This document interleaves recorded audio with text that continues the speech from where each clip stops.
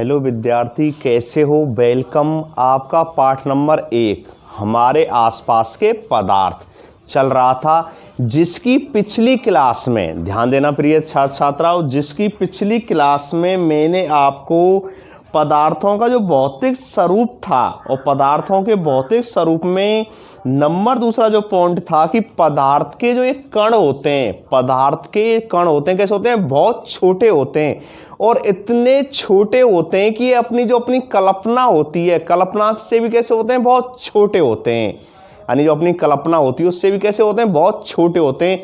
इसके बारे में मैंने पूरी व्याख्या की।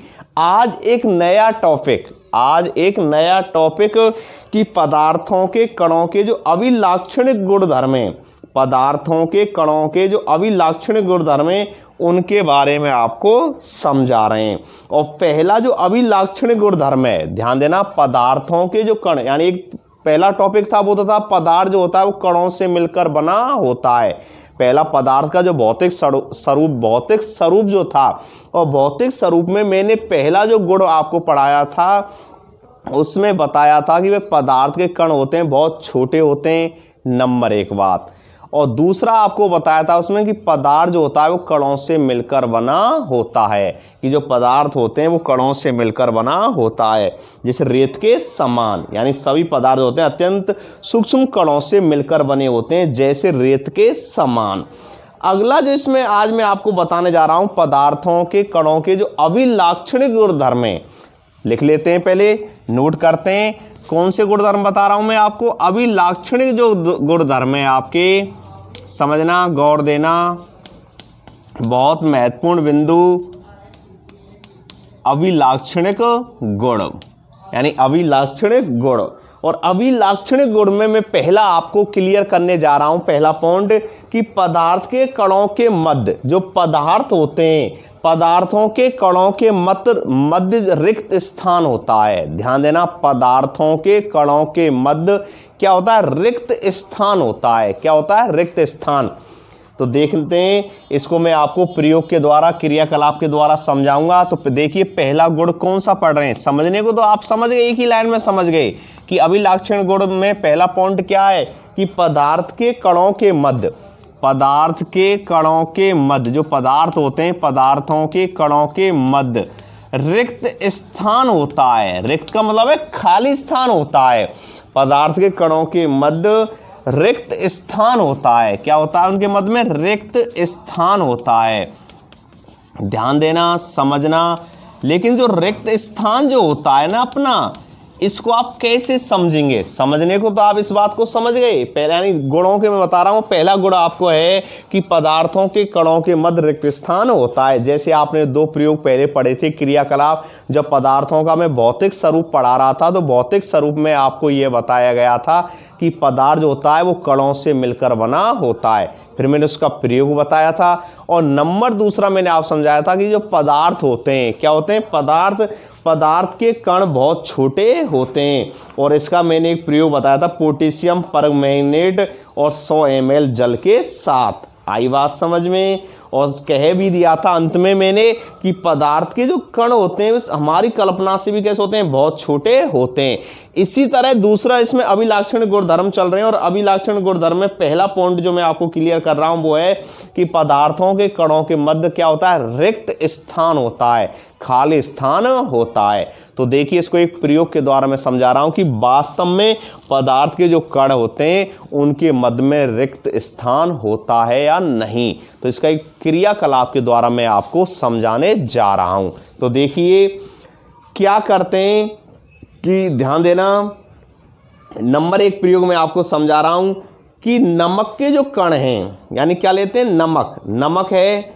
और दूसरे प्रयोग में क्या कर लिया हमने? पोटेशियम परमैंगनेट के जो कण है वो जल में समान रूप से वितरित हो जाते हैं। यानी प्रयोग 1 में हमने पढ़ा था नमक के बारे में, प्रयोग 2 में पढ़ा था हमने, जो मैंने उदाहरण दिया था। प्रयोग 2 कौन सा है? पदार्थ के कण बहुत छोटे होते हैं, जिसमें मैंने 100 ml क्या लिया था? एक बीकर में जल लिया था और उसमें 2 से 3 क्रिस्टल लिए थे। किसके?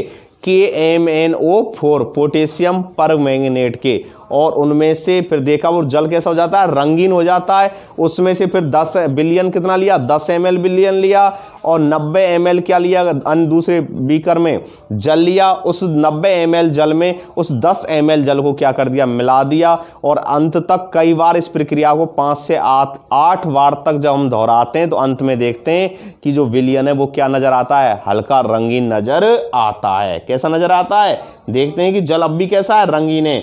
और इससे सिद्ध होता है या इससे पता चलता है कि पदार्थ के कण हमारी कल्पना से भी कैसे होते हैं, बहुत छोटे होते हैं। दूसरा एक क्रियाकलाप तो मैंने आपको यह समझाया था, और एक क्रियाकलाप भाई पदार्थ जो होते हैं कणों से मिलकर बने होते हैं। इसमें मैंने बताया भाई एक हम क्या लेते हैं, बीकर लेते हैं, और बीकर के अंदर हमने 100 ml क्या ले लिया, जल ले लिया। क्या ले लिया, 100 ml जल ले लिया, और उसके अंदर नमक या शर्करा, नमक ले लो या शर्करा ले लो, नमक या शर्करा क्या कर देते हैं, डाल देते हैं। नमक या शर्करा क्या कर देते हैं, डाल देते हैं, और देखते हैं, और उसको एक चम्मच यानी चम्मच की सहायता से या कांच की छड़ की सहायता से क्या करते हैं, हिलाते हैं, और देखते हैं कि जल के स्तर में क्या आता है, कोई परिवर्तन नहीं होता है। और इससे क्या निष्कर्ष निकलता है, इससे यह निष्कर्ष निकलता है कि सभी पदार्थ अत्यंत सूक्ष्म कणों से मिलकर होते हैं। जैसे रेत के क्या होते हैं, कण होते हैं, रेत के समान क्या होते हैं, रेत में भी क्या पाए जाते हैं, कण, उनकी तरह बहुत सूक्ष्म कणों से मिलकर बने होते हैं। तो उसी प्रकार अगला जो तीसरा अभिलक्षण गुणधर्म जो इसमें बता रहा हूं उसमें है कि पदार्थों के जो क्या होते हैं, पदार्थों के कणों के मध्य में क्या होता है, रिक्त स्थान होता है। यानी पदार्थों के कणों के मध्य में क्या होता है, रिक्त स्थान होता है। तो इसके लिए क्या करते हैं, सुनिए कि आपने चाय, कॉफी, नींबू पानी आप क्या करते हैं, बनाते हैं। देखा होगा, माना हम नींबू पानी बना रहे हैं। अब नींबू पानी बनाने के लिए आपने देखा होगा क्या लेते हैं, जल लेते हैं। क्या लेते हैं, जल। क्या लेते हैं, नींबू लेते हैं, और उसके अंदर क्या डालते हैं, शर्करा या चीनी। और जब उनको हम विलय करते हैं, क्या करते हैं, विलय करते हैं, यानी उनको आपस में क्या करते हैं, हम घोलते हैं, तो क्या वो उनके कण हमको नजर आते हैं, शर्करा के जो कण हैं वो क्या हमें उसमें पानी के कणों के साथ कोई नजर आ जाते हैं, नहीं आते, वो उसी में विलीन हो जाते हैं, उसी में वो क्या हो जाते हैं, घुल जाते हैं। तो देखिए, समझिए दोबारा से कि जब हम चाय, कॉफी या नींबू पानी बनाते हैं तो एक पदार्थ के कण दूसरे पदार्थ कणों के रिक्त स्थानों में चले जाते हैं। आई बात समझ में, यानी उन पदार्थों कणों के मध्य में क्या होता है, रिक्त स्थान होता है। क्या होता है, रिक्त स्थान होता है। चाय या कॉफी है या नींबू पानी बना रहे हैं तो उसमें एक पदार्थ यानी हर पदार्थ के मध्य में क्या होता है, रिक्त स्थान होता है। तो रिक्त स्थान में एक दूसरे के रिक्त स्थानों में वे कण क्या हो जाते हैं, चले जाते हैं। आई बात समझ में। इसका एक दूसरा उदाहरण और समझो। दूसरा उदाहरण है इसमें कि भाई चौक है, यानी क्या है, चौक। देखिए क्या है, चौक है। चौक से हम क्या कर रहे हैं, लिख रहे हैं। तो चौक जो है, चौक को एक बीकर में, यानी बीकर में क्या लेते हैं, जल लेते हैं। क्या लेते हैं, जल। और उस बीकर में हमने क्या ले लिया, जल ले लिया। और जल लेने के बाद उसमें उस एक चौक लेते हैं और उस चौक को उस बीकर के अंदर जो पानी है उसमें क्या कर देते हैं, डुबोते हैं। और डुबोने पर देखते हैं कि पानी के जो कण हैं वो चौक के कणों के मध्य क्या हो जाते हैं, चले जाते हैं। आई बात समझ में। समझना कि एक बीकर है, ध्यान देना, समझना ये क्या है, एक बीकर है। और माना बीकर में हमने क्या ले लिया, 100 ml क्या ले लिया, जल ले लिया। कितने ml जल ले लिया, 100 ml जल ले लिया। और इस 100 ml जल जो है इसके अंदर हमने क्या किया, एक चौक डाल दिया। क्या डाल दिया, चौक। अब चौक जब डाल देते हैं इसके अंदर, तो चौक जो होता है इस जल के अंदर क्या हो जाता है, घुल जाता है। क्या हो जाता है, घुल जाता है। तो इससे घुलने का तात्पर्य है, यानी यहां पर चौक क्या हुआ है, जल के अंदर घुल गया। इसका अर्थ यह है कि जो पानी है, क्या है, पानी, और पानी में हमने क्या किया है, चौक को डुबाया है। तो पानी के जो कण है वे चौक के कणों के मध्य क्या हो जाते हैं, चले जाते हैं। और जल स्तर भी कुछ क्या हो जाता है, कम हो जाता है। इससे यह स्पष्ट होता है कि पदार्थ के कणों के मध्य पर्याप्त रिक्त स्थान होता है। कैसा स्थान होता है, पर्याप्त रिक्त स्थान होता है। आई बात समझ में। तो ये हो गया, पदार्थ के कणों के मध्य में रिक्त स्थान होता है। आई बात समझ में। क्योंकि जो पदार्थ होते हैं और इन पदार्थों के मध्य में रिक्त स्थान पाया जाता है। तो एक क्रियाकलाप के द्वारा बहुत अच्छी तरह से समझ में आ गया होगा कि भाई 100 ml हमने जल लिया एक बीकर में, और उस जल में हमने क्या डाल दिया, एक चौक डाल दिया। क्या डाल दिया, चौक। इसके अंदर हमने क्या डाल दिया, एक चौक। और जो चौक होता है कुछ समय बाद इस जो क्या हो जाता है, इसमें घुल जाता है। इसका अर्थ यह है कि जो पानी के कण हैं वो चौक के जो रिक्त स्थान है, चौक के जो कण हैं, चौक के कणों के मध्य चले गए।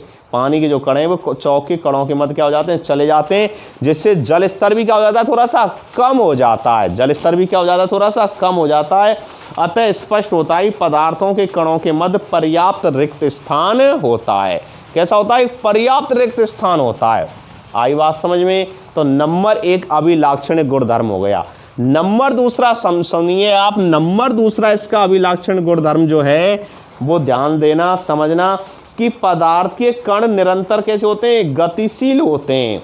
कि जो पदार्थ के जो कण हैं, ध्यान देना, पदार्थ के जो कण हैं, पदार्थ के कण, दूसरा पॉइंट लिख देता हूं मैं अभिलाक्षणिक गुणधर्मों में, कि जो पदार्थ के जो कण होते हैं, ध्यान देना प्रिय छात्राओं, कि पदार्थ के जो कण होते हैं निरंतर कैसे होते हैं, गतिशील होते हैं। कैसे होते हैं, निरंतर गतिशील होते हैं। यानी उनमें निरंतर क्या होते हैं, गतिशील होते हैं, गतिशील होते हैं। अब एक क्रियाकलाप के द्वारा इसको आप समझिए, प्रयोग के द्वारा मैं आपको समझा रहा हूं, ध्यान देना। उसने लिखा है कि पदार्थ के कण निरंतर कैसे होते हैं, गतिशील होते हैं। अब गतिशील कैसे होते हैं, तो सुनिए कि अपना जो कमरा है, माना आप जिस रूम में बैठकर आप पढ़ रहे हैं या ऑनलाइन वीडियो देख रहे हैं, समझना, उस कमरे में, उस कमरे के कोने में, ध्यान देना, उस कमरे के कोने में ये बुझी हुई अगरबत्ती है। क्या है, बुझी हुई अगरबत्ती है। या ये बुझी हुई अगरबत्ती क्या करते हैं, रख देते हैं। हम देखते हैं या आपने देखा होगा, इसकी सुगंध लेने के लिए हमें इसके पास जाना पड़ता है। आई बात समझ में। माने एक अगरबत्ती है और कैसी है, बुझी हुई है, यानी उसको जला नहीं रखा है हमने। यानी एक अगरबत्ती है और वो कैसी है, बुझी हुई है, उसको जला नहीं रखा है, और कमरे के कोने में उसको हमने क्या कर रखा है, रख रखा है। कमरे के कोने में क्या कर रहा है, उसे रख रखा है। तो उसकी सुगंध लेने के लिए उसके पास क्या होगा, जाना पड़ेगा। लेकिन जैसे ही अगरबत्ती को हम क्या कर देते हैं, जला देते हैं। क्या कर देते हैं, जला देते हैं। आई बात समझ। जैसे ही अगरबत्ती को हम क्या कर देते हैं, जला देते हैं, तो हम देखते हैं इसकी जो सुगंध है वो दूर दूर तक क्या हो जाती है, फैल जाती है। आई बात समझे। जो अगरबत्ती है उसकी सुगंध क्या होती है, दूर दूर तक क्या हो जाती है, फैल जाती है। आई बात समझ में। दोबारा समझो क्रियाकलाप को। मैं आपको बता रहा हूं अभिलाक्षणिक गुणधर्म, और अभिलाक्षणिक गुणधर्म में मैं दूसरा पॉइंट आपको क्लियर कर रहा हूं और बताया है मैंने कि पदार्थ के कण निरंतर कैसे होते हैं, गतिशील होते हैं। कैसे होते हैं, गतिशील। और इसको मैं उदाहरण या प्रयोग के द्वारा आपको समझा रहा हूं। ध्यान देना कि भाई एक अगरबत्ती है, ध्यान देना बच्चों, ये क्या है, अगरबत्ती है, और किसी कमरे के कोने में क्या है, वो रखी हुई है। कैसी है, बुझी हुई है। कैसी है, बुझी हुई है। तो उससे जो सुगंध है, उस सुगंध को लेने के लिए, उसकी सुगंध देखने के लिए, या उसमें सुगंध कैसी आ रही है, उसको हमें पास जाना पड़ेगा। क्योंकि हमारे शरीर में आप जानते हैं 5 ज्ञानेंद्रियां पाई जाती हैं। क्या पाई जाती हैं, 5 ज्ञानेंद्रियां। कितनी ज्ञानेंद्रियां पाई जाती हैं, 5, जो हमें क्या कराती हैं, ज्ञान कराती हैं। ज्ञानेंद्रियां, ज्ञान कराने वाली इंद्रियां। और उन्हीं ज्ञानेंद्रियों में एक अपनी कौन सी है, नासिका, नाक है, जो हमें गंध का क्या कराती है, एहसास कराती है। क्योंकि हमारे नाक के अंदर यानी ग्राण क्या होती हैं, कोशिकाएं होती हैं, संवेदना कोशिकाएं पाई जाती हैं, जो हमें गंध का क्या कराती हैं, एहसास कराती हैं। आई बात समझ में। 5 ज्ञानेंद्रियां होती हैं। आंखें होती हैं, ये आंखें जो होती हैं देखने का कार्य है। नाक जो होती है गंध का कार्य करा रही है। जो अपनी जिब्या जो होती है, जीभ जो होती है, स्वाद का ज्ञान कराती है, क्योंकि इस पर स्वाद कलकाएं पाई जाती हैं। कान जो होते हैं ये हमारे सुनने का यानी श्रवण कलकाएं होती हैं। और त्वचा जो होती है वो स्पर्श का ज्ञान कराती है। किसका ज्ञान कराती है, स्पर्श का। तो 5 ज्ञानेंद्रियां पाई जाती हैं, और बाकी जितने भी अंग होते हैं से वो इंद्रियों के नाम से जाने जाते हैं। तो ये हो गया ज्ञानेंद्रियों से संबंधित। अब बात चल रही है कि भाई पदार्थ के कण निरंतर कैसे होते हैं, गतिशील होते हैं। कैसे होते हैं, गतिशील होते हैं। आई बात समझ, कैसे होते हैं, गतिशील।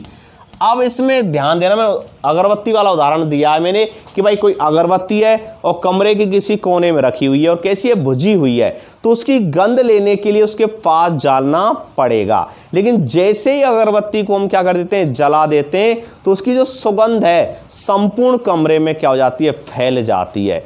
क्योंकि आप जानते हैं यानी जो गैसें होती हैं इनमें विसरण पाया जाता है, एक विसरण भी होता है। विसरण का मतलब होता है अधिक सांद्रता से कम सांद्रता की ओर गमन करना, ठीक है ना। जल भी होता है, जल की भी विशेषता है, ये भी अधिक सांद्रता से कम सांद्रता की ओर क्या करता है, गमन करता है।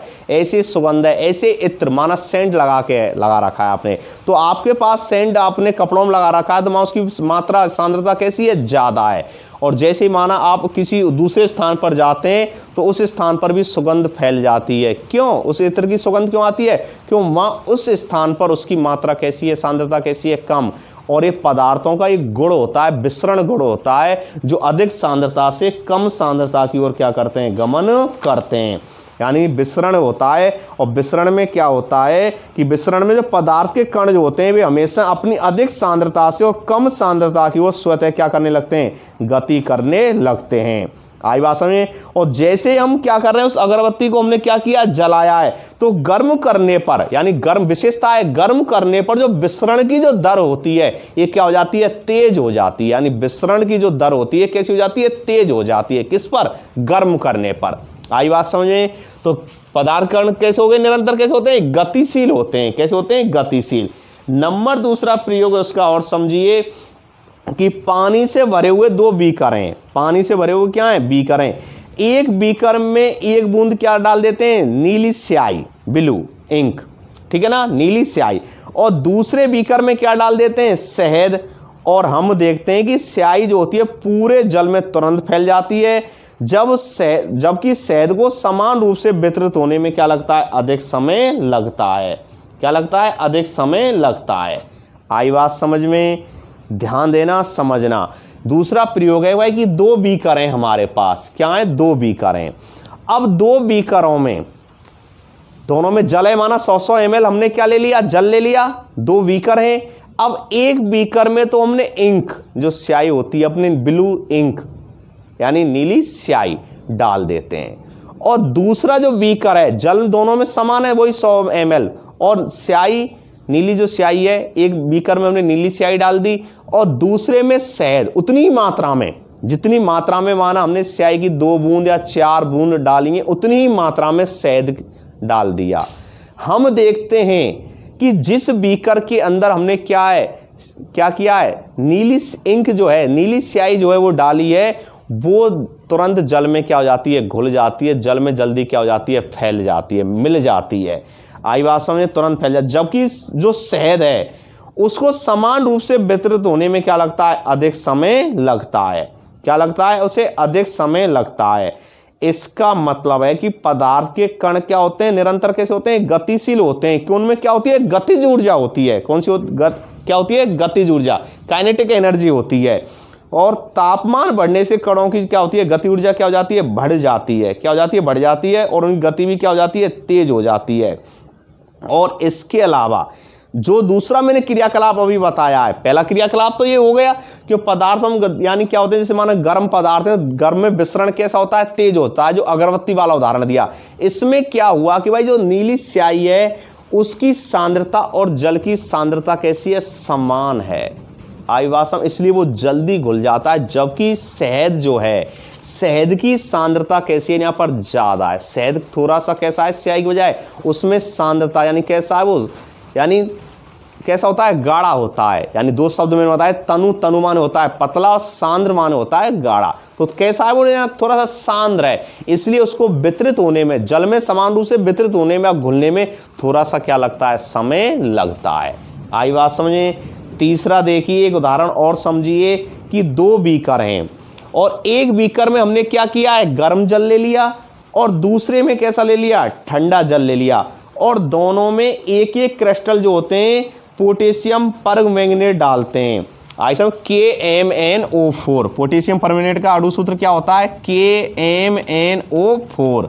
समझना, एक बीकर ए और एक बीकर में हमने क्या किया है, गर्म जल लिया है। कैसा जल लिया है, गर्म जल। दो बीकर लिए और दोनों में जल की मात्रा कैसी है, समान है। माना दोनों बीकरों में हमने, ध्यान देना, 100 ml क्या लिया है, जल लिया है, लेकिन एक जल कैसा है, गर्म है। कैसा है, गर्म। यानी इसमें जो जल लिया है वो कैसा है, गर्म है। और दूसरे में कैसा लिया है हमने, ठंडा जल लिया है। समझना। और दोनों में एक एक क्रिस्टल समान मात्रा में, एक एक क्रिस्टल ले रहे हैं किसके, KMnO4 यानी पोटेशियम परमैंगनेट के। किसके लेते हैं, पोटेशियम परमैंगनेट के। यानी कण समान लिए, क्रिस्टल कैसे लिए, समान मात्रा में लिए। और दोनों बीकरों के अंदर उसको क्या कर देते हैं, डाल देते हैं। यानी इस KMnO4 के क्रिस्टल इस गर्म जल के अंदर भी डाल दिए और जो ठंडा जल है ठंडे जल के अंदर भी डाल दिए। अब देखना, समझना, हम देखते हैं कि जो गर्म जल है, समझना, जो गर्म जल है, गर्म जल में पोटेशियम परमैंगनेट का जो लाल रंग है वो तेजी से क्या होता है, फैलता है। जबकि ठंडे जल में क्या होता है, बहुत धीरे धीरे फैलता है। आई बात समझ कि जो गर्म जल है, क्योंकि पोटेशियम परमैंगनेट जो होता है कैसा रंग प्रदान करता है, लाल, रंगीन। और रंगीन में कैसा, लाल। तो जो गर्म जल है इसमें जैसे उसके क्रिस्टल डालते हैं हम, किसके, KMnO4 के, तो ये क्या हो जाते हैं, तुरंत क्या होता है, गर्म की वजह से इनमें विसरण कैसा होता है, अधिक होता है। और तुरंत क्या हो जाते हैं, घुल जाते हैं। और लाल रंग तुरंत क्या हो जाता है, इसमें लाल रंग तुरंत क्या हो जाता है, फैल जाता है। आई बात समझ में। जबकि जो ठंडा जल है, कौन सा जल है अपना, ठंडा जल है। और ठंडे जल में क्या होता है, समझना, इसमें क्या होता है, बहुत धीरे धीरे क्या होता है, फैलता है। यानी इसमें तो क्या होता है, लाल रंग कैसा हो जाता है, बहुत तेजी से फैलता है। लाल रंग जो होता है, लाल रंग क्या होता है, तेजी से फैलता है। कैसा फैलता है, तेजी से। जबकि इसमें क्या होता है, बहुत कम फैलता है, धीरे धीरे फैलता है। कैसे फैलता है, धीरे धीरे। आई बात समझ में। इससे क्या निष्कर्ष निकलता है, इससे निष्कर्ष निकलते हैं भाई, पदार्थ के कण होते हैं कैसे होते हैं, निरंतर गतिशील होते हैं।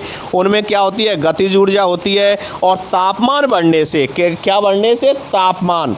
और तापमान बढ़ने से क्या हो जाती है, गतिज ऊर्जा क्या हो जाती है, बढ़ जाती है। पदार्थ कण निरंतर कैसे होते हैं, गतिशील होते हैं। और गतिशील होने की वजह से इनमें क्या होती है, गतिज ऊर्जा होती है। कैसी होती है, गतिज ऊर्जा होती है। अब जो गतिज ऊर्जा है, क्या है, गतिज ऊर्जा होती है। और जो गतिज ऊर्जा होती है, समझना, ये तापमान बढ़ने से, किससे, तापमान बढ़ने से जो गतिज ऊर्जा होती है वो क्या हो जाती है, बढ़ जाती है। और इन गति भी क्या हो जाती है, तेज हो जाती है। इससे यह निष्कर्ष निकलता है कि भाई पदार्थ के कण होते हैं, एक दूसरे में क्या होते हैं, मिश्रित होते हैं, एक दूसरे में रिक्त स्थानों में समावित हो जाते हैं। और दो विभिन्न पदार्थों के कणों का स्वतः मिलना, यानी दो विभिन्न पदार्थों के कणों का स्वतः मिलना क्या कहलाता है, विसरण कहलाता है। क्या कहलाता है, विसरण। यानी जो दो विभिन्न प्रकार के पदार्थ होते हैं और उन कणों का स्वतः मिलना क्या कहलाता है, विसरण कहलाता है।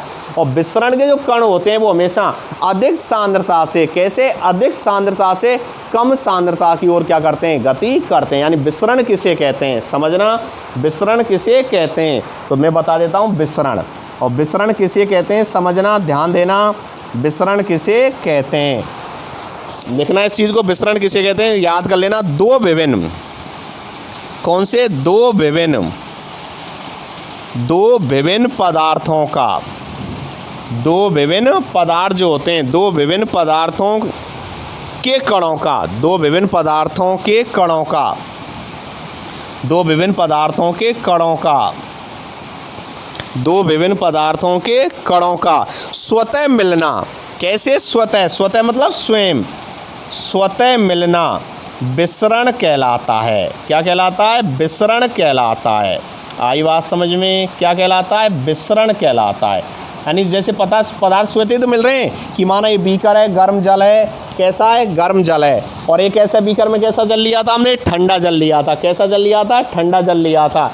अब इस ठंडे जल में वही KMnO4 डाला है, पोटेशियम परमैंगनेट, और इसके अंदर भी वही KMnO4 डाला है। लेकिन इसमें तुरंत क्या हो जाता है, वो लाल हो जाता है। इसमें थोड़ा सा क्या लगता है, समय लगता है। क्योंकि क्योंकि पदार्थ कण निरंतर कैसे होते हैं, गतिशील होते हैं, इनमें गतिज ऊर्जा होती है। लेकिन तापमान बढ़ने से, क्या बढ़ने से, तापमान बढ़ने से गतिज ऊर्जा में क्या हो जाती है, वृद्धि हो जाती है। और विसरण क्या हो गया, दो विभिन्न पदार्थों कणों का स्वतः मिलना क्या कहलाता है, विसरण कहलाता है। क्या कहलाता है, विसरण कहलाता है। आई बात समझ में। और ध्यान दे देना, समझना। विसरण क्या होते हैं? पदार्थ। विसरण में पदार्थ कण अधिक सांद्रता से कम सांद्रता की ओर स्वतः क्या करते हैं? गति करते हैं, और गर्म करने पर विसरण की दर क्या हो जाती है? तेज हो जाती है। आई बात समझे? तो मैंने आपको 2 अभिलाक्षणिक गुणधर्म पढ़ाए। नंबर 1, पदार्थों के कणों के मध्य में क्या होता है? रिक्त स्थान होता है। और नंबर 2, पदार्थ के कण निरंतर कैसे होते हैं? गतिशील होते हैं। 3 प्रयोग बताए। नंबर 1 अगरबत्ती वाला, नंबर 2 यानी नीली स्याही और नीली स्याही और शहद वाला, और नंबर 3 यानी ठंडा और गर्म जल में KMnO4 वाला। अगला टॉपिक है वे पदार्थ के कण एक दूसरे को क्या करते हैं? आकर्षित करते हैं। यानी पदार्थ जो कण होते हैं एक दूसरे को क्या करते हैं? आकर्षित करते हैं। और इसके बारे में आपको नेक्स्ट अगली क्लास में आपको समझाएंगे कि भाई पदार्थ कण होते हैं वो एक दूसरे को क्या करते हैं? आकर्षित करते हैं। उम्मीद करता हूँ बहुत अच्छी तरह से आपके ये दोनों टॉपिक समझ में आए होंगे। आई बात है? अधिक से अधिक वीडियो जो है उसको देखा करो आप। और 9th का ये बहुत अच्छा टॉपिक चल रहा है, बहुत अच्छी तरह से मैं आपको बता रहा हूँ। मिलते हैं नेक्स्ट अगली क्लास में नेक्स्ट अगले टॉपिक के साथ। थैंक्स। ओके।